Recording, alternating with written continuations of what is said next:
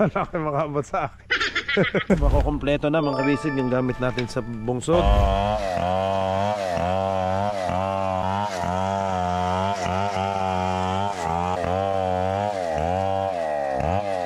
May tatlong 2x2.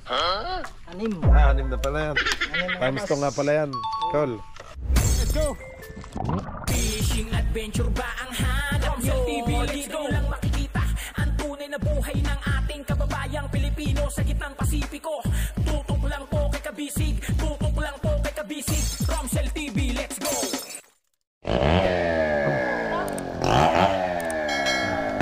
Ayan mga kabisig. Dito to sa ating kabisig yun. Mahaba sa akin.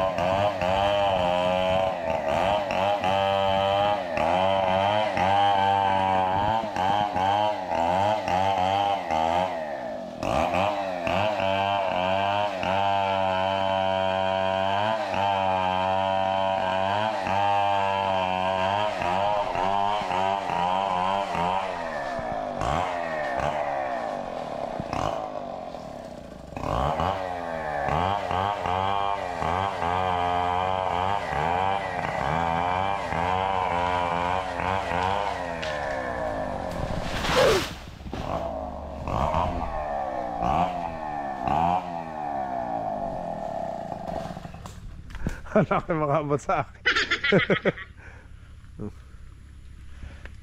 Tatay, mangjum pa din ito. Mangjum pa din.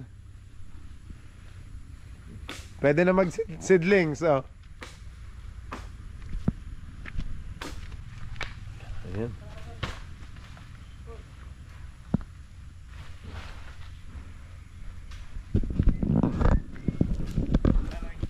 Ang kabisig, itong pinakatay kong ito po yung gagamitin natin pa din sa bungsod. Pang 2x2 naman. Excuse me po. At sinipon ako na ulanan.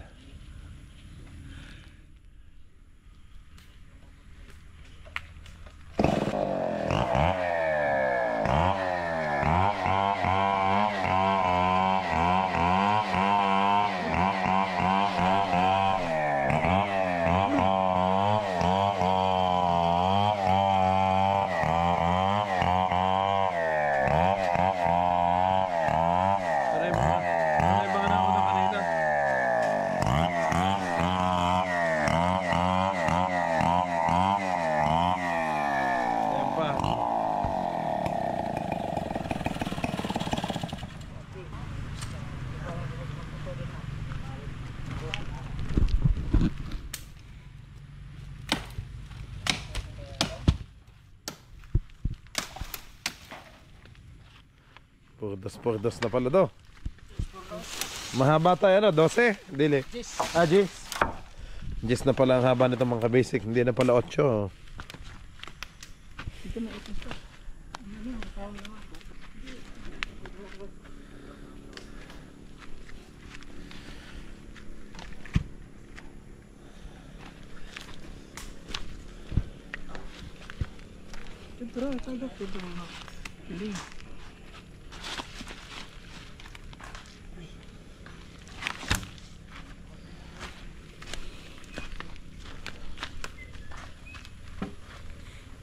Ito yung mangyum mga kabisig, yan.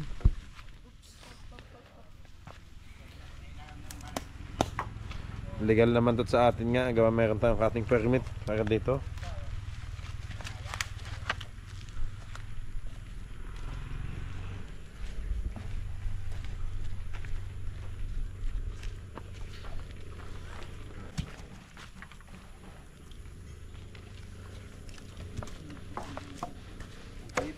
Malugay ka naman ang anong ginagmay.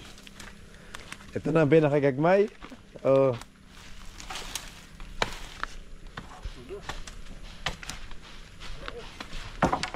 Maliit na, Noy. 2x2. Oh, 2x2. Makukompleto na mga kabisig yung gamit natin sa bungsod. Payag.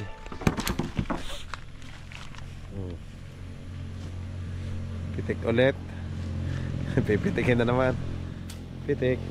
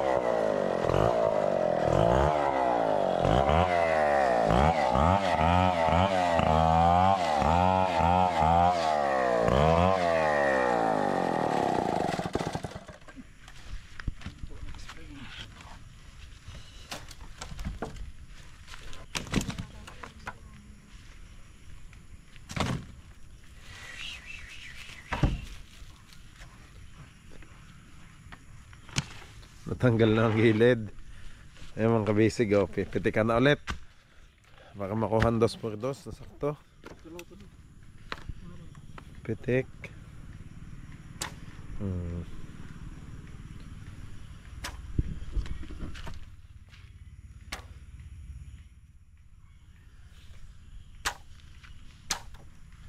Yun, may 3 2x2. 6. 6 na pala yan. Anim na Times 2 nga pala yan. Call. Times 2.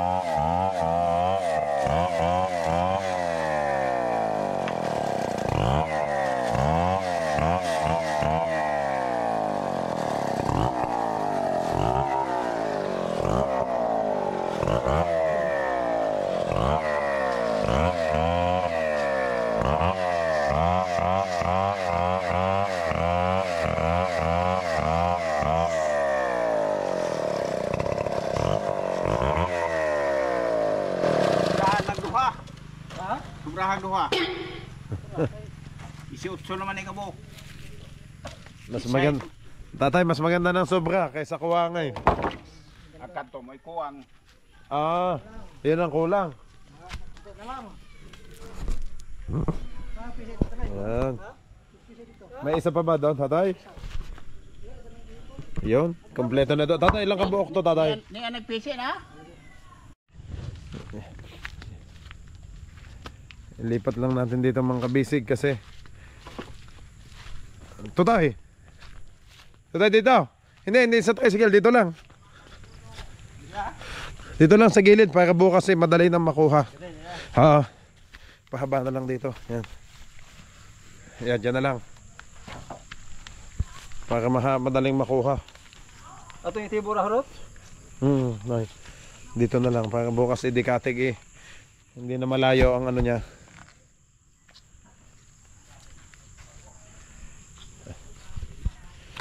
Ayan mga kabisig, ginabi na ho. Magano na, galasing ko na.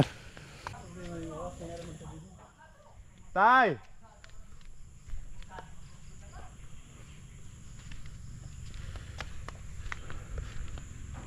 Ay, nandun na si tatay, malis ng ano. Pinag-ano na ako na ho. Solid din yung ano niyan, pamaste.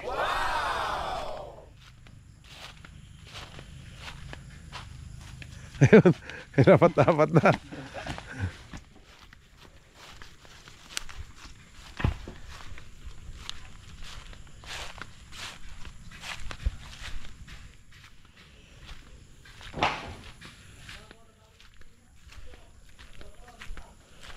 Mag-aalas 5 na. Lapit na mga basic, kaya ano, medyo madilim ito pinapasuyo ko ng kinamanoy. Ito kasi hindi na makatay at madilim na. Bukas na lang. Oh. Saktong pamuste natin doon sa ating bungsod.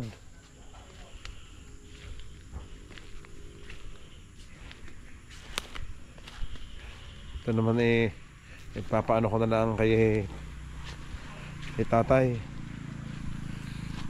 Oh, tingnan yung mga pinaganahan, oh. Ganda, oh. Ganda ng kahoy ng mangjum. Tigas nito mga kabisig ko. Hindi naman siya yakal, hindi naman siya bawal ano. Kasi sariling tanim naman namin kung ano dito.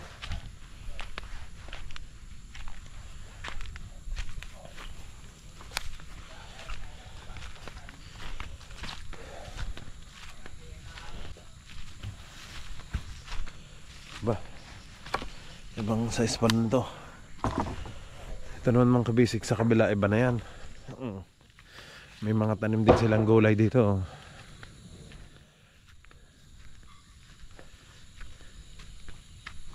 Hanggang dyan sa ano. Yan, sa kabila ito hanggang doon sa atin, sa ilog. Ang kabisig.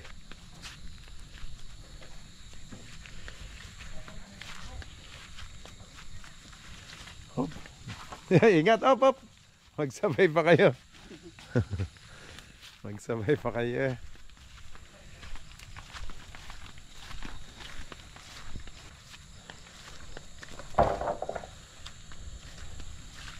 Tablo naman din ah. Sige na.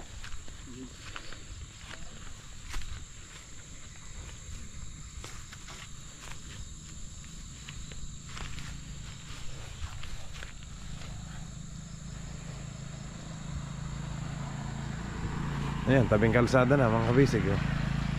Dito lang walang madaanan si Agila mga kabisig. Oh. Kaya ako doon na shortcut sa kabila. Yun si Agila. Oh. Doon ko muna nilalagay mga kabisig. Oh. Sa tabing kalsada. Para hindi malubog lagi yung gulong niya dito. Kasi ito naman ho daw sesementohan na din. Oh, ito yung pinakita ko sa inyo. Sesementohan na ho din.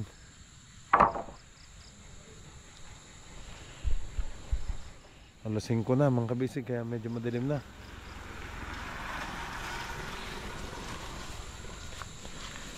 Yun, salamat Manoy. Wala na? O meron pa? Madami din pala tayong napakatay mga kabisig. Yun.